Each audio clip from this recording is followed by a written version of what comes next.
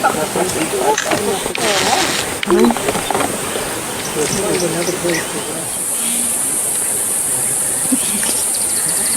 one of those videos where they put cucumbers behind.